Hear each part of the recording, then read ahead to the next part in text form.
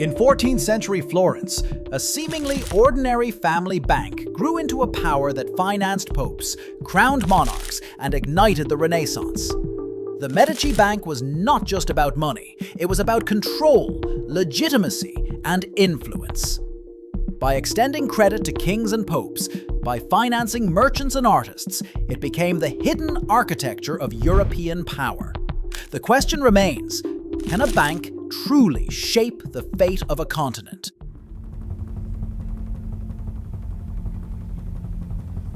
Founded in 1397, the Medici Bank quickly expanded from Florence to Rome, Venice, Milan, Bruges, London, and Avignon. It pioneered practices like double-entry bookkeeping, bills of exchange, and letters of credit, early versions of modern banking tools. At its peak, the bank's annual turnover exceeded the budgets of many city-states. The Medici financed the papacy itself, ensuring their influence over spiritual and political affairs.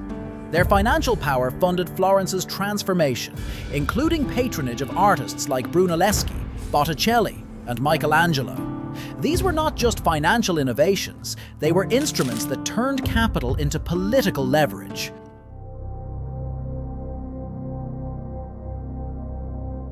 Medieval Europe was bound by religious laws against usury, the charging of interest. But commerce was booming, especially in Italian city-states like Florence, Genoa, and Venice. Merchant guilds, textile trade, and early capital markets demanded credit.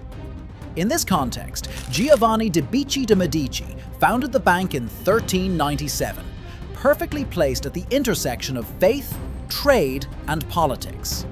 By the early 15th century, the Medici controlled papal finances. Their wealth allowed them not only to dominate commerce, but also to install family members in political and even religious office. The Medici Bank was not simply a financial institution, it was the seedbed of a dynasty.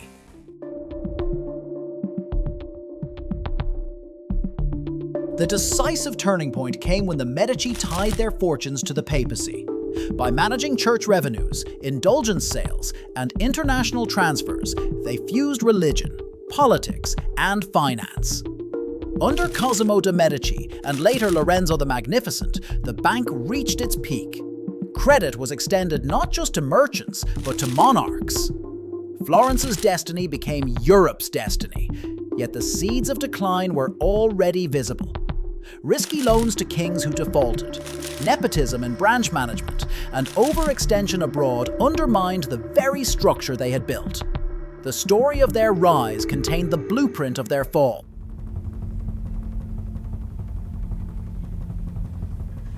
The Medici Bank was not merely commercial. It was an early state finance complex. Through it, capital shaped culture and politics. Economics into politics. Credit meant leverage. Monarchs who relied on Medici loans were beholden to Florentine interests. Finance into culture. The Renaissance was not only an artistic flowering, it was financed by banking profits. Patronage was a strategic investment in legitimacy and influence. Capital as policy. In absence of a central bank, the Medici controlled liquidity. Their lending decisions functioned as a proto-monetary policy, directing resources where they wished power to flow. The Medici illustrate how financial institutions can transcend economics, becoming the invisible architecture of civilization itself.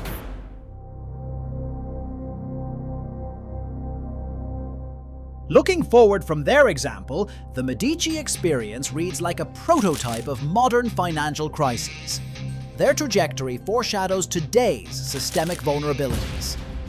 Rapid expansion created profits, but concealed fragility. Excessive risk-taking, particularly loans to unstable rulers, eroded solvency.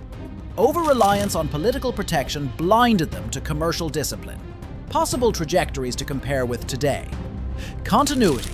Like the Medici at their height, modern banks and corporations drive politics and culture by controlling capital allocation. Stress. As with the Medici's defaults, over-leveraged modern finance can collapse when borrowers fail. 2008 being a recent echo. Reform. Structural safeguards, regulation, transparency, diversification represent the lessons learned from such collapses. Wildcard. New technologies, crypto, AI-driven finance, could destabilize existing structures as dramatically as papal indulgences once did.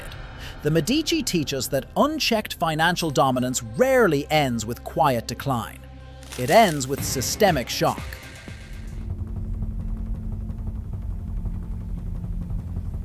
Before diving into today's parallels, one lesson is unavoidable. Whenever a financial institution accumulates quasi-sovereign power, the system itself becomes fragile. The Medici's dominance centralized decision-making, creating wealth but amplifying vulnerability. When defaults came, there was no backstop, no lender of last resort. Florence's prosperity was tied to one house, one institution, one network. Today's structural risks echo this pattern. Tech giants controlling payment systems.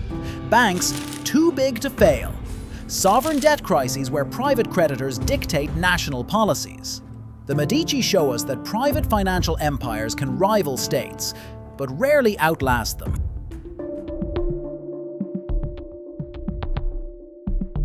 The Medici Bank demonstrates that finance can build civilizations, but also destabilize them. If one family bank could sponsor cathedrals, kings, and the Renaissance itself, what world are today's global finance and tech giants creating?